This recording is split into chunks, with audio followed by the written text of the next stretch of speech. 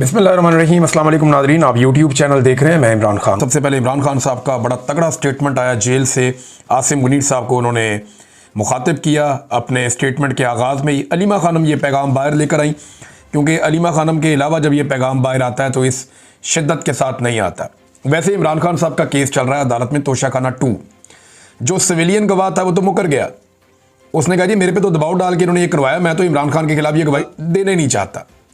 यानी एक सिविलियन था, फौजी नहीं था, एक सिविलियन था, वो आया और वो मुकर गया। उसने कहा जी मेरा ज़मीर गवारा नहीं करता। उसकी गैरत जाग गई। उसने कहा जी मैं ये दबाव मेरे पे डाला गया था और दबाव की वजह से ये हुआ, और वो अदालत में आकर अपनी गवाही से पीछे हट गया। उसका फ़ायदा इमरान खान साहब को होना चाहिए था, लेकिन उसके पीछे हटते ही 2 फौजी बीच में डाले गए। अब ये जो 2 फौजी हैं, यूनिफॉर्म वाले हैं ना, एक और दोनों को मैं जानता हूँ, अच्छी तरह जानता हूँ। मैं इन दोनों से मिला भी हूँ और एक दफ़ा नहीं मिला, मल्टीपल टाइम। जब भी हम कभी जाते थे वज़ीर आज़म हाउस में या कोई भी जाता था वज़ीर आज़म हाउस में, तो इनसे मुलाकात हो जाती थी। ये वहीं पे जो होते थे वज़ीर आज़म हाउस में। तो इनमें एक जो है ना वो ब्रिगेडियर अहमद साहब हैं, और जो दूसरे हैं वो उसमें कर्नल रेहान साहब हैं। अच्छा, इन दोनों से हमारी मुलाकातें होती रही हैं। जब आखिरी दिन था ना इमरान खान साहब का प्राइम मिनिस्टर हाउस में, 9 और 10 की दरमियानी शब, उस रात को हम वहाँ पे गए थे इमरान खान साहब के बुलाने पर, और सबसे आखिर में मैं वहाँ से निकला था। और मैं और शहीद अरशद शरीफ और कुछ और लोग, हम इसी जो कर्नल रेहान है इसके ऑफिस में बैठे हुए थे। ये डिप्टी एमएस था, तो इसके ऑफिस में हम बैठे हुए थे। तो कर्नल साहब हमें बता रहे थे इमरान खान साहब के बारे में और उनकी काबीना के बारे में। तो ज़्यादातर लोगों के बारे में उनकी राय ऐसी नहीं थी, लेकिन 2 लोगों के बारे में उन्होंने बड़ी ज़बरदस्त राय दी थी, और उन्होंने कहा था कि ये तो बहुत ईमानदार और शानदार लोग हैं। एक उन्होंने इमरान खान के बारे में और एक उन्होंने मुराद सईद के बारे में कहा था। मुराद सईद के बारे में डिप्टी एमएस ने कहा था कि इस आदमी ने अपनी वजारत से पानी की एक बोतल भी नहीं पी, ये इतना ईमानदार आदमी है, ऐसा वजीर नहीं मिलेगा।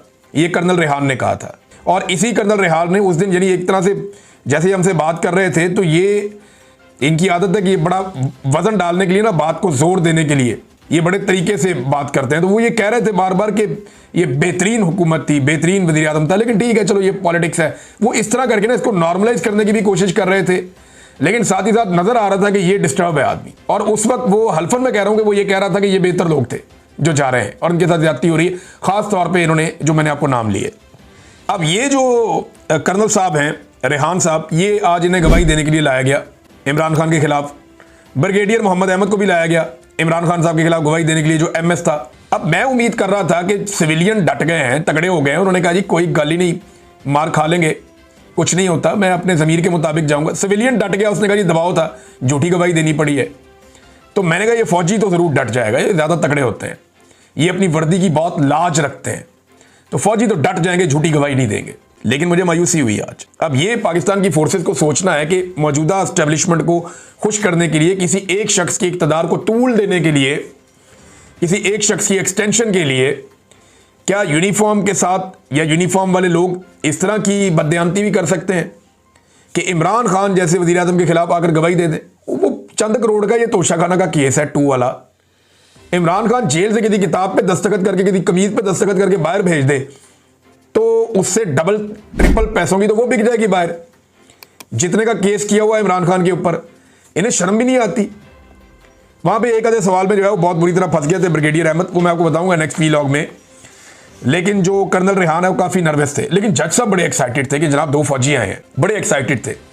यानी माहौल जो अंदर से पता चला वो ये था कि ऐसा लगता था कि जज साहब सलूट ही ना मार दें इन दोनों को उठ के कहीं, या इन्हें कहीं सारा खोपी ना बिठा लें कि आप यहाँ बैठे, आप यहाँ बैठे। समझ नहीं आ रही थी उनको कि कैसे इनको प्रोटोकॉल दिया जाए, इस्तकबाल किया जाए। लेकिन इमरान खान की मौजूदगी में ये लोग नर्वस थे। देखिए वैसे भी आसान नहीं होता झूठी गवाही देना। आपने यूनिफॉर्म पहना हो तो आपको ख्याल रखना चाहिए। देखिए ये तो एस्टेब्लिशमेंट चली जाएगी, आज कोई आर्मी चीफ है, कल रिटायर हो जाएगा, फारिग हो जाएगा। डीजीआईसी जो आज है कल रिटायर हो जाएगा, फारिग हो जाएगा। बाजवा भी तो देखे ना, जमीन आसमान एक किया हुआ था, ये भी ताकत वो भी ताकत, उसके कपड़े उतार, उसको नंगा कर, उसको मार, इसको जेल में डाल, औरतों को घसीट। बाजवा ने सारा कुछ किया ना, फिर गया ना, देखो टके की औकात नहीं है अब। इसी तरह जो आपका नदीम अंजुम था, उसने क्या कुछ नहीं किया पाकिस्तान के अंदर। मैं उसके दौर में जबरी तौर पर मुझे ISI ने लापता किया था, किधर गया वो?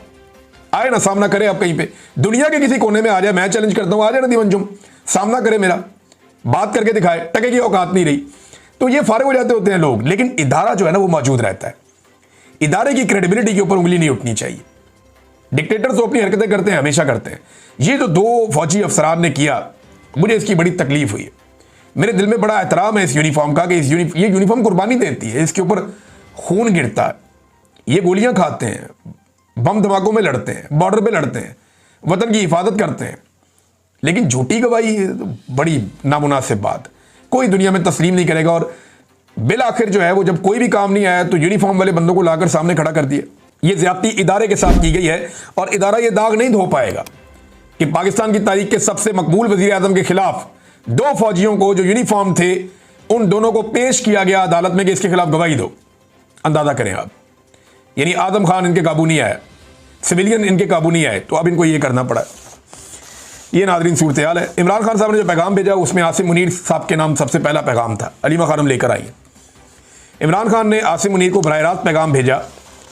ये मैं इमरान खान का पैगाम आप तक पहुंचा रही हूं, जो इमरान खान ने कहा है कि आपने जो हमारी जेल में हमारे साथ जुल्म हो रहा है, जो मेरे साथ और बुशरा बीबी के साथ जेल में हो रहा है, ये मेंटल टॉर्चर है। आप ये इसलिए कर रहे हैं, ये आसिम मुनीर को इमरान खान कह रहे हैं, आप ये इसलिए कर रहे हैं ताकि मैं टूट जाऊं। हमारी मुलाकातें सारी बंद हैं, फैमिली के साथ मुलाकातें बंद है। इस वक्त इनको किताबें नहीं दी जाती, बच्चों से बात नहीं करने दी जाती।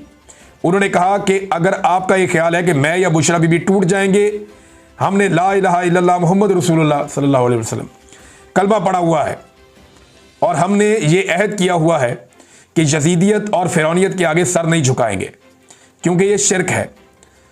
इसलिए इस चीज़ को जब तक हम जिंदा हैं, हम कभी भी अपना सर यजीदियत और फिरौनियत के आगे नहीं झुकाएंगे।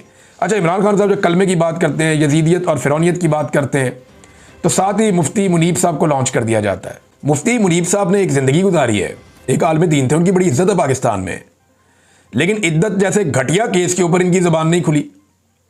ये चुप करके बैठे रहे केस वट के, इन्होंने बात ही नहीं की। दीगर इतनी इतनी ज्यादतियों, एक खवातीन को सड़कों पर घसीटा गया, जलील किया गया, ये नहीं बोले। यास्मीन राशिद 70 साल से जायद उम्र की खातून, जेल में उन्होंने डाला हुआ है, जुल्म और बर्बरियत हो रही है, नहीं बोले। साबिक खातून अव्वल के साथ जेल में क्या हो रहा है, नहीं बोले। वजू के लिए गंदा पानी दिया जा रहा है, नहीं बोले। औरतों को सड़कों पे घसीटा, बच्चों के साथ जुल्म किया गया, नहीं बोले। चादर और चार दीवारी का तकद्दुस बार बार पामाल किया गया, नहीं बोले। अगले वीलॉग में आपको बताऊंगा। अब तक के लिए इतनी, अपना ख्याल रखिएगा, अपने चैनल का भी अल्लाह हाफ़िज़।